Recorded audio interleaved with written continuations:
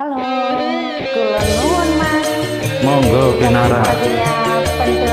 Dai ngundang yo lagu pentil kecakot yo. Monggo dulur ngumbar swara kalih Pak Di Bejo. Bejo ne wong eling karo sing gak eling dulur, monggo sing padha ngati-ngati nggih. Yen padha megawe.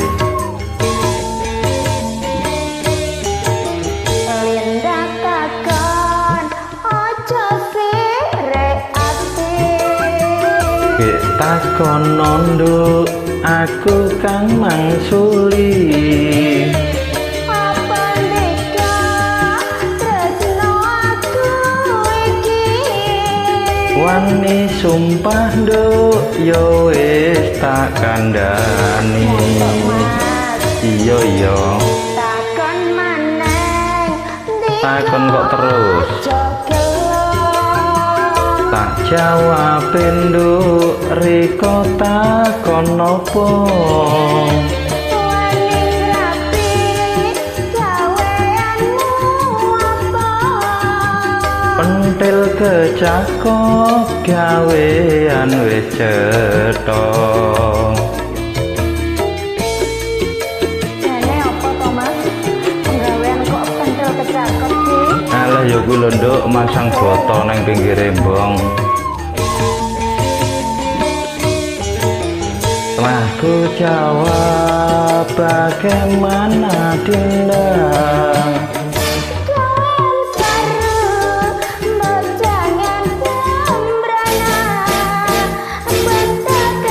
udah kono penjaga telepon kecamatan kota yen mangkono ayo kapan kawin Mas moh aku nduk sesuk aku lunga pentil kecakot apa wis trimo Linda trimo ojo digawe loro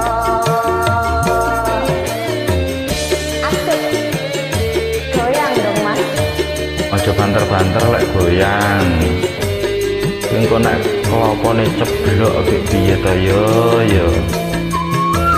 ayo aja banter-banter lek goyang yo wis kono to nduk sing penting iso padang pikire padang atimu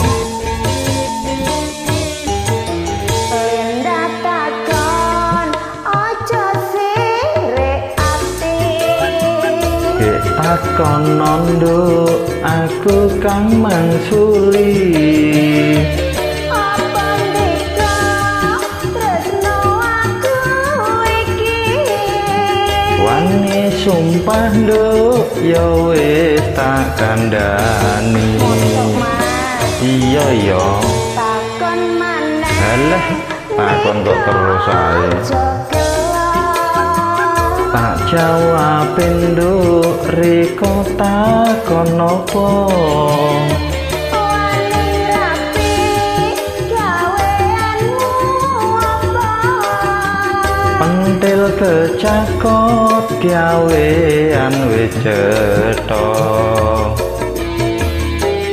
pentil kecakot ya loro no Mas ya ora usah dicakot ana loro nduk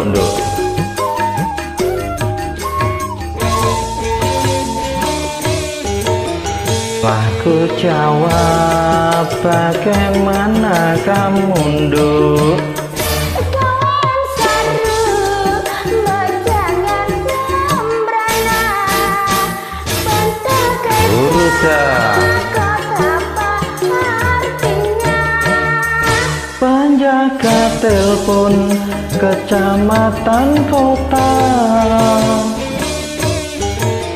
yen mangkono ayo kapan kawin Mas emoh aku nduk sesuk aku lunga pentil kecakot apa wis trimo Linda trimo ojo digawe loro